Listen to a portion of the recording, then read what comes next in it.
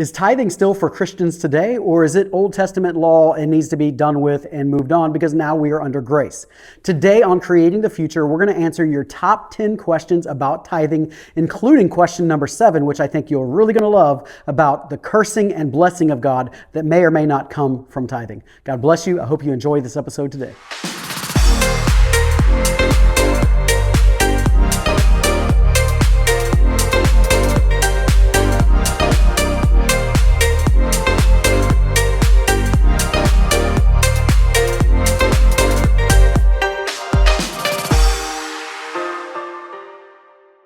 Hey, what's up, everybody? Welcome back to this edition of Creating the Future with me, Dr. Brent Simpson. And today we are going to dive into some theology and practical biblical wisdom that I think is maybe going to help you create your future in a way that's even better than many other episodes that we've done. And today with me, I have Pastor Ken McAnulty. What's up? He is the executive pastor here at Arise Church, and alongside me, probably one of the head people that deals with theology inside of our church. If there's theological questions, typically they go to one of us. And so when we sat down and started considering, we just did a message where we were talking about tithing and giving, and really wanted to do a deep dive into that because I know people have a whole lot of questions. There is honestly a lot of really poor theology circulating in the body of Christ all over the place. And so we wanted to answer your top 10 questions about tithing today.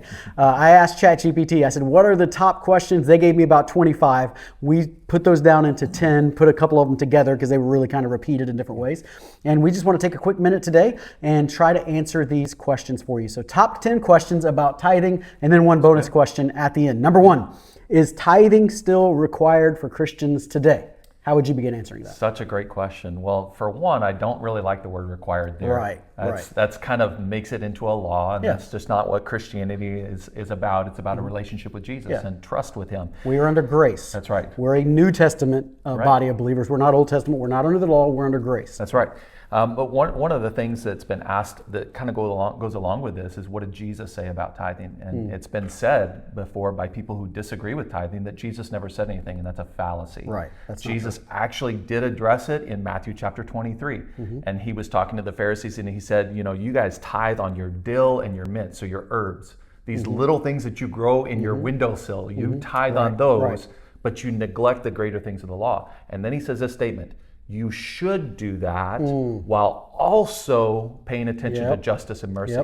And so Jesus never took away tithing. He affirmed tithing as something that we should practice. We should give God everything. And that's done through the act of tithing. So that's what I would say. Right. And there's somebody who's watching this that you've heard this, and it's not even a horrible thing to hear at first or to think at first until you do some study, that tithing is Old Testament law. And we would say tithing actually predates the law. It goes all the way back to Genesis with Melchizedek. It's in the law, and then it's after the law. You just mentioned Jesus, and then even into the New Testament, the writer of Hebrews goes back and mentions Melchizedek again back in this tithing principle. So is tithing law? Yes, but it also predates the law and postdates the law. So it's not just the law.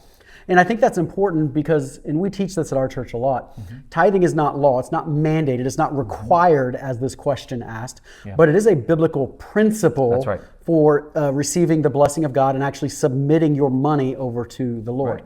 And so principles are throughout the Bible, and many times those are never actually required. Right? You're not required to fast. You're not required to go to church or go to a small group or serve in the church or even pray. You're not required to do these things. But hopefully you want to do them as a life that's surrendered to Christ. It's good for you. Right. These are principles. So if I'm going to surrender my life to Christ, therefore I need to be praying so that I can receive what God has for me. I would say tithing is a very similar thing. It is not required. It is a practice that we practice in the church, and it's a principle of tithing. So that's where the key would be there. So it's not just Old Testament law. You actually see it in the New Testament as well. All right, let's go to the second question. Does the tithe have to be 10%, or does giving count as tithing? So again, I don't really like the question. Right. But the literal definition of a tithe is 10%. Right. And so does it have to be 10%? Well, it wouldn't be a tithe if it wasn't 10% because a tithe is defined as 10%. Right. That's what the word tithe means, 10%. And really it's about our heart and really saying, you know what, God, money doesn't rule my heart, you do. And so that 10% is us just saying, hey, listen, God, I'm not going to follow the systems of this world. While I'm going to use it as a tool, I'm not going to follow the systems of this world. And so I give you this tithe, this 10%, because that's literally what it is. And that's the only thing Scripture talks about is as a set amount, as a tithe. And so we give that to him saying, hey, my heart's submitted to you, and money doesn't rule it. And so I would say, yeah, if you want to tithe, the tithe would be 10%. Right, There's no other way around So the tithe is 10%. If you're doing something other than that, that would be giving. And that's not wrong. Many people give more than 10%. Yeah. In fact, statistically, they say that people who start tithing will frequently end up giving closer to 20% as they give. But it starts with the tithe, and that's where it is. And so with that, I would throw in here, because I hear this sometimes, people that say, well, tithing is Old Testament, we don't have to tithe today. Right. Frequently, they're trying to actually give less than 10%, and they wouldn't say that, and I don't even know if their heart is meaning to say that, but they're actually giving less than the 10%. And if you were the person that says tithing is Old Testament, we're under grace in the New Testament, the New Testament always goes beyond the Old Testament. So if you want to do that, you should be giving more than the tithe, right? Yeah. That is the practical wisdom there, right? Jesus was asked about giving the temple tax, and Jesus' response was, well, render to Caesar what's Caesar's. Whose image is on the coin? Yeah. Well, the really tricky part there is you and I are created in God's image, and everything in the world, in the earth, belongs to the Lord. Right. And so if we're supposed to give to the Lord what belongs to Him, then it wouldn't be 10%. It would be 100. And so if we're wanting to go by what the New Testament, what Jesus is asking us to do, He's saying give it all to the Lord. Right. The New Testament, just for those watching, if you're not familiar, in the Old Testament they said don't commit adultery. Jesus says don't even look at a woman lustfully. These are the type of requirements in the New Testament and expectations for the cultural norm within Christianity in the New Testament. Yeah. Okay. Number 3, do I tithe on gross income or my net income? And what about bonuses, tax returns, all these other kind of things? I think these are great questions. And really what my approach has been is I want to surrender everything that I have to God. And so I want to start before the government starts. Right. I want to surrender all of it, even what the government's going to take to Him. And so I want to tithe on my gross. The other part of that, if you want to count nickels and dimes, is in the U.S. you actually get a rebate when you give. It's charitable giving rebate, and so you don't pay taxes on that portion that you give to the church. And so the other question was, what about bonuses and tax returns? Well, again, I want that submitted to the Lord. I want His hand on it. What do you want the Lord to bless? Right. Whatever you want the Lord to bless, go ahead and put it in His hand. And one of the ways that we do that is by tithing. So. We said it Sunday, we say it all the time in our church, but a kingdom principle in general is whatever you surrender to the Lord, then has the opportunity for the Lord to bless it. It doesn't mean necessarily the blessings are going to come the way we think or whatever, but it cannot be blessed as long as I'm holding it, and then I'm saying, God, you bless this because it's in my hands. If we want Him to bless it, give it into His hands. So if you want your marriage blessed, you give it to the Lord. If you want your business blessed, give it to the Lord. Whatever it is, your home, give it over to the Lord in the way you live. So I got a great question for you. Who should tithe? I'm sure that people out there are wondering, do pastors actually tithe? Does tithing apply to teenagers? What about kids? How do we handle all of those things? The question of who should tithe, first of all, pastors do tithe, at least we do. I assume most pastors tithe. I think if we're going to teach it, the old joke is we got to be smoking what we're selling, right? And so if we're going to teach it, we have to be doing it. And I would say, and I think we're both probably in this category, but we actually give more than the tithe in our life. And that's common that once you break those financial barriers and strongholds, because money's the number one thing in competition with your heart. And so once you break that competition, now you actually want to give more, right? Robert Morris would say, we're born selfish, we're reborn generous. And every Christian wants to give more. And so I think that happens. And so pastors tithe. And we would say, yes, children, we try to always teach our kids, if they're getting an allowance, if they're mowing the neighbor's yard or whatever they're doing, feeding the cat, making $5 or whatever, to tithe off that. And I think that's very important because kids are even more selfish and even more self-centered, and tithing helps them to think beyond that. And then I would teach them to give as well. We just took the One Day to Change the World offering in our church. I had conversations with my boys saying, hey, what are you giving towards this? How much are you going to give to this? I'm not telling you what to do. Pray about it and be obedient, but we should all be coming together. And if you teach them that while they're young, the money has a less of a stronghold on their life later on. So who should tithe? If you want your money and your finances blessed, tithe. Right. So if you're 5 or 500, it doesn't matter. Just if you want it blessed, I think that's a key part to start. Yeah, I'll tell you, I learned tithing when I was a kid because my parents helped me to do it. I will say this, that there also comes a point in a person's life where it has to go beyond just learning it, and they have to actually learn it for themselves. And so I know that happened for me as well. There was a point in time in my life where I really struggled with tithing, and I didn't do it because of church hurt. Yeah. And I had to come back to a place where I got some healing from that and had to choose to give to God and not man. Yep. And so while we teach them while they're young, there also comes this point where they're going to have to choose to surrender their own money to God and not just follow a principle that was raised, that they were raised with. Yeah, that's good. So what about this? Where should my tithe go? Man, there are all kinds of these ministries, and there are good evangelists and ministries that are happening on TV, online. There are things that are happening all over that are making a good impact. Where should my tithe go? Yeah, so you and I can discuss this because you may even have a little bit of a different viewpoint, but the basic answer to this is you tithe to wherever you're fed. Yep. Biblically, it's the house of God. It was that kind of place. But wherever you are fed, you are tithe. Or that's where you tithe to. The question that really starts to come into people's minds is sometimes that wants to get divided. So, I go to this church. Sometimes I go to this church, or I go to this church, but I watch this TV ministry and I want to tithe to both. I don't think that's a healthy practice. I don't either. And I can't go to Carrabba's and then pay for it at Outback. It just doesn't work that way. Yeah. I think I can tithe to my local church, and I can give to this television ministry or this whatever, lots of things. And I think that's the case. I think there are very rare instances where people don't go to church and they don't have a home church, and they might tithe to some other type of ministry, and that might be okay. But the short answer for me is wherever you're fed, that's where you give to. And I would say that if you don't have a consistent church home, then it probably needs to be something that we need to find. Yeah. It's healthier for you to have a church home where you're connected and you're building relationships and having community, and then you're getting fed from that place as well. And then you're investing in that place. You're invested in that place. That's the healthiest relationship we can have with a church. But I do know that also, like my grandmother was, at one point she was unable to get out of her home, and she no longer really had a church home. The pastor had left, and she didn't have a relationship in there anymore.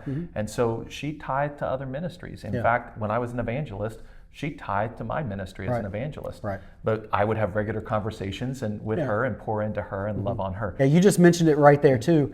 I think money's the number one thing in competition with your heart. And so what happens is when you give money to a church, you actually fall more in love with the church, more in love with the things of God. That's good. And so frequently we ask questions like, I want to love Jesus more. I want to follow him closer. How do I do that? And honestly, and this is not like a fundraising gimmick, where you put your money, your heart's going to follow. Right. I've joked for a long time. There's people that if you really want to work out, if you really want to go to the gym, just start paying $500 a month to the gym.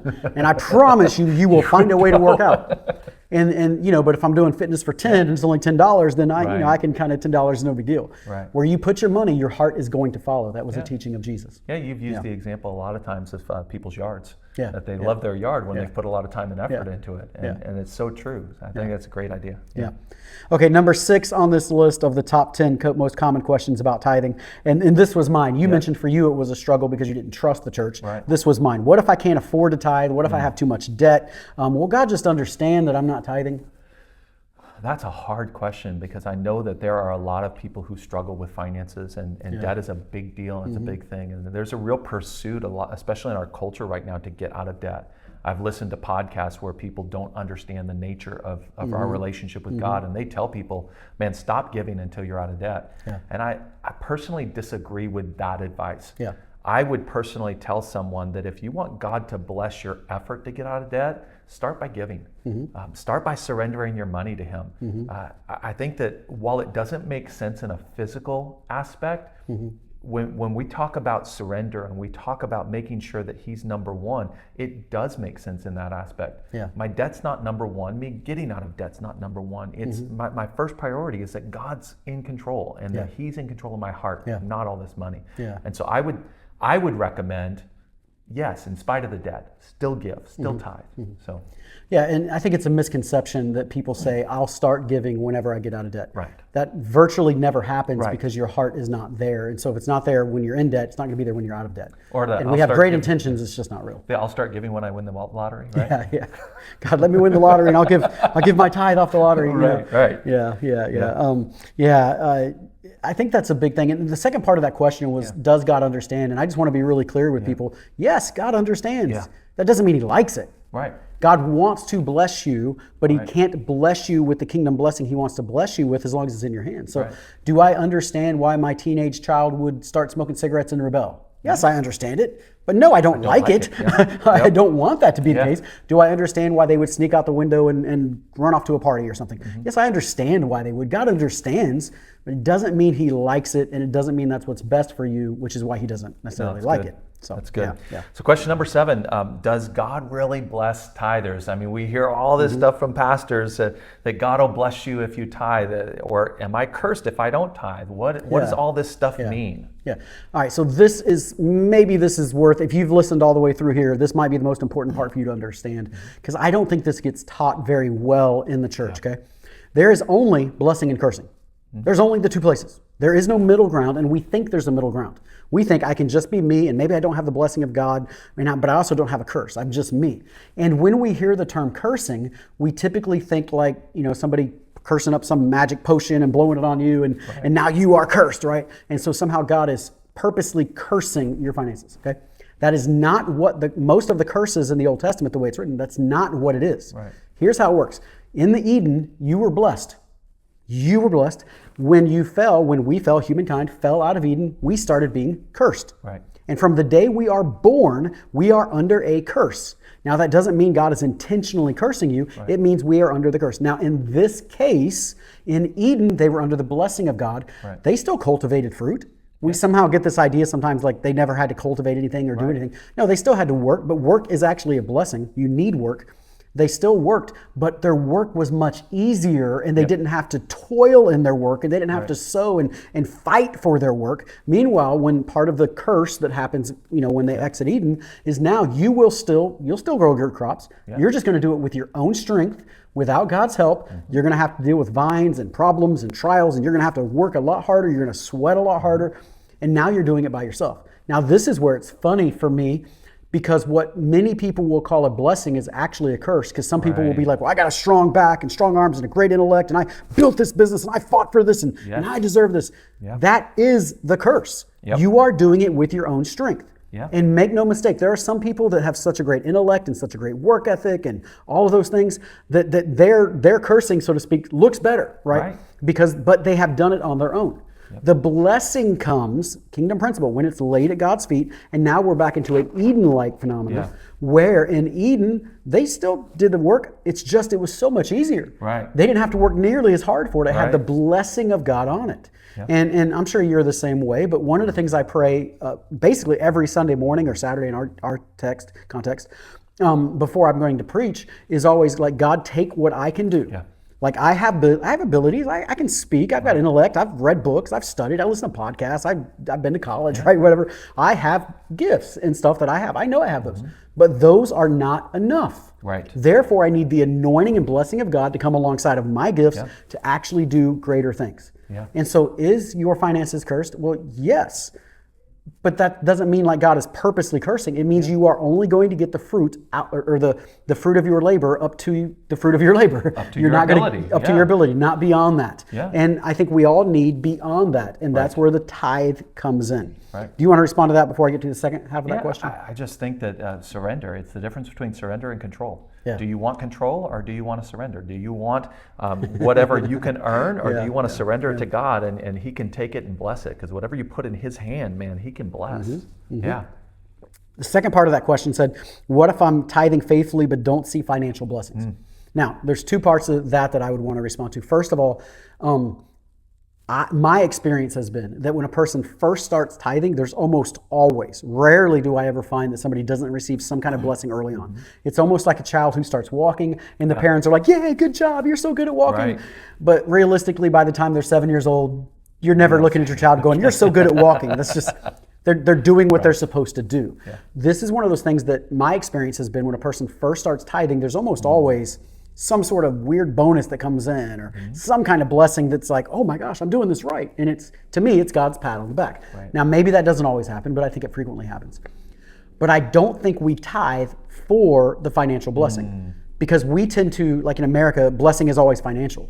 Right. Blessing might be in your marriage, it might be with your kids, it might be in your career, it might be God's wisdom as he guides you through the destinations of life. Yeah. And I think blessing comes in all kinds of ways, not just financial. Yeah. Although I would argue that when you tithe mixed with steward because tithing is really, like we've been saying, it's surrendering your finances to God. And it's a symbolic gesture that all of it is yours, God. So just because I tithe doesn't mean I get to do whatever I want with the other 90%. Yep. It's symbolically, God, you own it all. And once you do that, you start actually implementing good stewardship, biblical stewardship principles, which still to this day are relevant, even though they're thousands of years old. And now all of a sudden, your finances will be blessed. Yeah. And so when somebody's come to me and they say, oh, my finances aren't blessed, my next question is usually along the lines of, well, what are you doing with the other 90%? Right. It's hard for God to bless it when you're blowing it all on lottery tickets and McDonald's or whatever, you know what I mean? Yeah. You still have to submit your whole income to God and his paradigms and his ways of doing things. That's good. That's good. Well, what if my spouse doesn't want to tithe? Oh, this is a tough one. And I've actually seen this many times in our church and over the years. Here's how I would respond to that. I'm curious your response to that as well. I think unity in the home is extremely important. And if your spouse is absolutely do not tithe, you cannot tithe, don't tithe. Don't tithe. It's that simple. We're not just trying to cause division in your home, in any church. I just think don't tithe.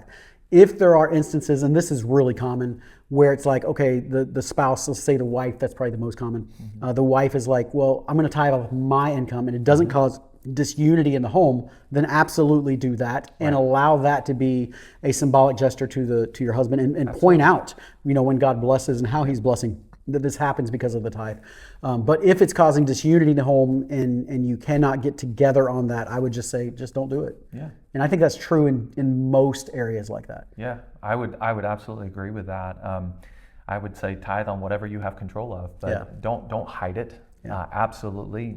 God didn't come to bring this division between families, between marriages. He wants you to be unified. He wants your marriage to be successful. And so we want to submit to him. I think that there's a patience that can happen with that, because I know that, Scripture tells us that even if a wife is married to a non-Christian man, or a man is married to a non-Christian woman, and they don't want to leave you, stay with them, because you can redeem them by staying with them and hanging in there for the long haul. And the redemption doesn't just happen because you're there. The redemption happens because they get to see Christ's nature in you. Right. And I think the same thing happens in tithing. The redemption happens because they get to see Christ's nature within you as you respond to them. So sometimes you can, in those type of relationships, sometimes the husband is okay with giving if it's just for a specific cause. Yeah. So Convoy of Hope, or you're feeding people, or this kind of things. Sometimes that can be a step in the direction for a spouse to go to them and say, hey, I would like to give towards this. What do you think about that? Right. And maybe that's a step in that progression towards giving. Yeah. So is tithing only money, or does giving time and talent count? Yeah. So I would say to that yes, tithing is primarily, it's money. I'm not sure how you can go 10% of my time is going to God, right? That's 2 hours and 40 minutes a day or whatever. Right. That's going to God. That's just not a realistic way of doing things. Same thing with like my possessions. Everything I own, $2, 10% of it is like, I don't know how to even practically do that. Got 2 pair of pants. But I do think, again, it's the same principles. Right. And so there's a money principle that's tithing. There's principles of like, we need to be people that are serving and probably more than once a month. You know what I mean? Like, we need to be people that are living a life of service, whether in the church or some humanitarian organization or what have you, that we are serving and giving and all the other areas like prayer is a principle, not a mandate, right? You need to be praying. Do you need to pray for 10% of your day? That's a lot. That's probably not realistic, right? Yeah. You pray continually, but realistically, you're not adding up every moment you're praying to get to 2 hours and 40 minutes a day.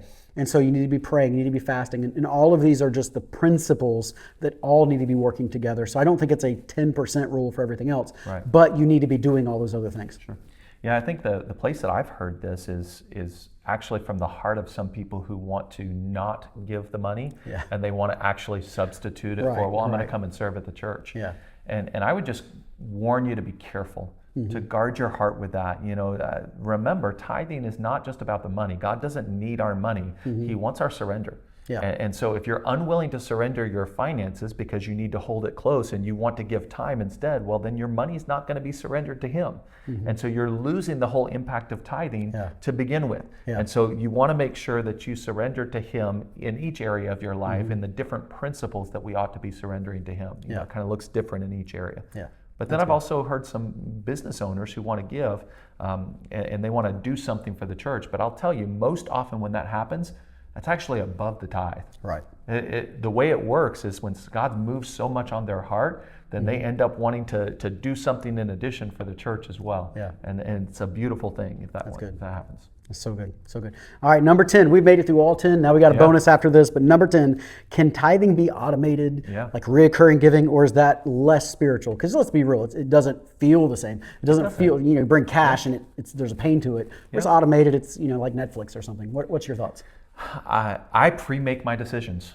Right. And so in the same way that I decide oftentimes what I'm going to wear before I wake up in the next morning, I decide that I'm going to tithe before I get my paycheck. And that's, for me, happens with an automated feature. And sometimes technology can make it more simple to make sure that I surrender and I don't forget. I don't see an issue with it. I don't think it's a hard thing at all because I'm choosing to surrender at some point. And so I think as long as there's a choice there and somebody's not being forced, I think it's a good thing. Yeah. The term we use in our church a lot is automate the important, right? So this is an important thing for us, therefore I want to automate it. And we haven't said this, but I think you probably do this, I don't know, but I know for Ada and I, we try to make sure as best as we can that the tithe is the first thing to come out of our check. Because we want the blessing to come after that. We don't want to give God our leftovers, and that's something people do a lot, right? It's if I have enough left at the end of the month, then I'll tithe. No, you want to give the first part to God and then survive on the rest and let God bless the rest. And so as best as we can, we try to make sure our automated giving comes out Thursdays, because I think we get paid on Thursdays, automatically comes out on Thursdays. So Yeah, same. Yeah. So along with that, bonus question. So if somebody wants to start tithing, how do they do that? Well, I would say first step is make a plan. Make a plan to do it. That means that you're going to need to get your check stub, and you're going to need to discover what your gross amount is and take 10% of that and make a plan to do it. I would say it's also healthy in that moment to make a plan on how to spend the other 90%. Don't just stop at the 10%, but make a plan for the other 90, because otherwise you might wear the worry on that and you don't want to do that. And so make a plan. And then I would say set it up and just do it. Just take the step. At your local church where you're going, wherever that might be, if it's a Rise, great. If it's another church, amazing. Tithe there. But just set it up and go ahead and just do it. And take a step, give the Lord a try, and see what he does. Try him out. Yeah, Malachi says, test me in this when it talks about the tithe. Do you think it's a good idea or a bad idea? I'm just curious your opinion, to say I'm going to tithe for 3 months or 6 months and just test it and see if it's working, so to speak. What is your thoughts? I don't think it's a bad thing. I think that as believers, at some point, we kind of, we've seen enough from God that we don't need to test him. Right. And so, but if you haven't, then I don't think it's a bad thing either. I mean, he literally invites us to do that. And so if that's where you are, man, test him and see. He's not going to be upset with it. Yeah, that's very similar to what I would say. I'm not against that. I just think it's a little bit of a childish approach. But that might be where you're at, and that's okay. But I think as mature believers, we're going, God, you own all of it. Right. It's all 100% of my income belongs to God. Therefore, giving 10% is no big deal, giving it back to God and even beyond. So, Well, I hope this episode today has been beneficial to you. Thank you, Pastor Ken, for being with us on Creating the Future. We do have some awesome episodes coming up. If you've made it this far, make sure you watch the next couple in the series. We're going to do some wrap-up shows. My assistant had this great idea for like the best books I've read in 2025 and best podcasts I've listened to and my favorite podcast from this show and other things like that we'll do a couple wrap-up episodes as we close out this year. I think those are going to be a lot of fun for you as well. But with that all being said, I look forward to seeing you back next Thursday. God bless you. Keep creating the future.